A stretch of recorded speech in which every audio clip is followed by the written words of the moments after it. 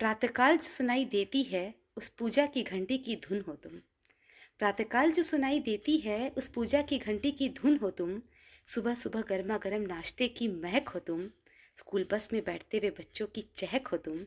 और अपने बिखरे हुए घर को संजोने का हुनर हो तुम। नमस्कार दोस्तों, आज है 8 मार्च यानी कि इंटरनेशनल वुमेंस डे। और आज महिला दिवस के शुभ अवसर पर मैं आप सबको बहुत बहुत शुभकामनाएं देती हूँ। आज प्रशंसा की जाती है, सम्मान दिया जाता है, याद किया जाता है उन सभी महिलाओं को जिन्होंने अपने अपने क्षेत्र पे बहुत सी उपलब्धियों को प्राप्त किया। और मैं दिल से सैल्यूट करती हूँ उन सभी महिलाओं को जिन्होंने कड़ी मेहनत के बलबूते एक ऊंचे मुकाम को हासिल किया, चाहे वो किसी भी क्षेत्र में हो। पर इन सब के बीच अक्सर हम भूल जाते हैं उन करोड़ों महिलाओं को जो कहने को तो आत्मनिर्भर नहीं है, पर उनका पूरा परिवार उन पर निर्भर करता है। कहने को तो वो फाइनेंशियली इंडिपेंडेंट नहीं है, पर वो अपने घर की फाइनेंस मिनिस्टर होती हैं। जी हाँ, आज की मेरी ये कविता मैं समर्पित करती हूँ उन करोड़ों गृहिणियों के नाम। प्रातःकाल जो सुनाई देती है उस पूजा की घंटी की धुन हो तुम। प्रातःकाल जो सुनाई देती है उस पूजा की घंटी की धुन हो तुम। सुबह सुबह गर्मा गर्म नाश्ते की महक हो तुम।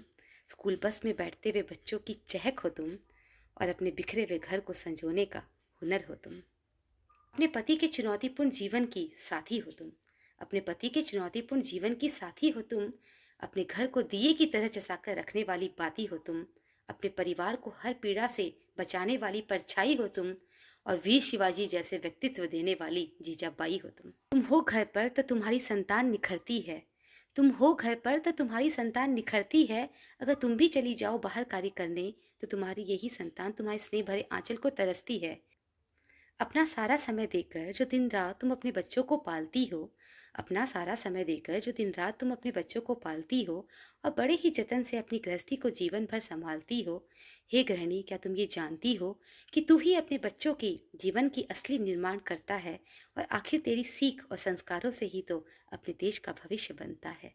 अगर थॉमस अल्वा एडिसन की माँ ने उन पर विश्वास नहीं जताया होता, अगर थॉमस अल्वा एडिसन की माँ ने उन पर विश्वास नहीं जताया होता, तो दुनिया को रोशन करने वाला, वो बिजली के बल्ब का आविष्कार करने वाला महान वैज्ञानिक दुनिया ने नहीं पाया होता।